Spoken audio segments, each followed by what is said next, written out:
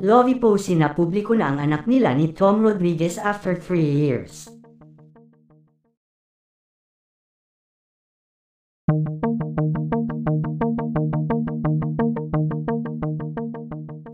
Usap-usapan ngayon ang tila pagkabuhay muli ng balita sa namagitan sa aktor na si Tom Rodriguez at aktres na si Lovie po matapos ang halos ilang buwan na naging pagsiwalat at pag-amin ni Tom sa umano ay anak niya.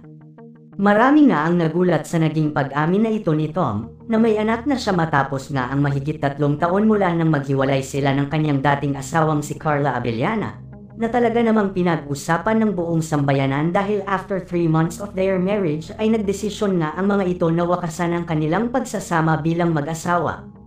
Pinatotohanan na nga daw ni Tom ang naging espekulasyon ng karamihan at ang balitang nakabuntis ito bago pa man sila ikasal ni Carla Abellana. Nahuli na nang malaman ni Carla dahil 3 buwan na silang kasal noon. Agad nang nakipaghiwalay si Carla kay Tom matapos nga daw na malaman nito ang tungkol sa babaeng nabuntis ni Tom Rodriguez ayon sa balita. Naging tahimik si Carla sa usapin na ito ngunit maraming source ang nagpapatunay sa balitang ito. Na ngayon nga ay unti-unti nang nabubunyag ang buong katotohanan dahil sa naging pag-amin na ito ni Tom patungkol sa anak nito. Samantala sa halos ilang buwan nang lumipas matapos ang pagsiwalat na ito ni Tom sa umano ay anak niya, ay heto at muling nauungkat ang isa pang balita na kumalat matapos nilang maghiwalay ni Carla Abellana. Ayon kasi sa balita ang bata umanong tinutukoy na ito ni Tom na anak niya, ay ang tunay na ina ay walang iba kundi ang aktres na si Lovie po. Halos 3 taong itinago ni Lovie at Tom ang buong katotohanan dahil sa takot na masira ng tuluyan ang kanilang karera sa showbiz. Ito ay ayon sa aming reliable source. Samantala patuloy ngang pinag-uusapan ng mga ito sa buong social media platform dahil na din sa mga balitang lumalabas online patungkol sa mga ito. Matatandaan na si Lovie po nga ang napabalita noon na naging dahilan ng hiwalayan ni Carla Abellana at Tom. Ayon nga sa balita si Lovie po ang babaeng nabuntis ni Tom at pilit nila itong itinago sa publiko. Subalit ngayon nga ay unti-unti nang lumalabas ang katotohanan patungkol sa kanilang dalawa ni Tom Rodriguez. Ayon pa sa source sa ibang bansa umano nanganak si Lovie po matapos na pag-usapan ang kanyang pagdadalang tao ay agad nga itong lumipad patungong ibang bansa. Maraming source ang nagpapatunay sa balitang ito, kaya naman hindi sila tinitigilang intrigahin ng mga netizens at ng mga gossip sites na nagbabalita patungkol sa kanilang dalawa ni Tom.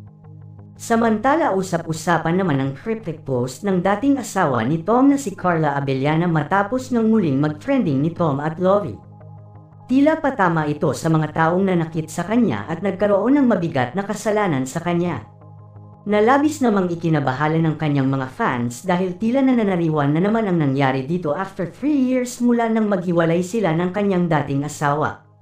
Mula noon hanggang ngayon ay nananatiling tahimik si Carla at walang narinig dito na anumang paninira sa kanyang dating asawa kahit pa marami ng balita ang lumabas sa tunay na dahilan ng kanilang paghihiwalay.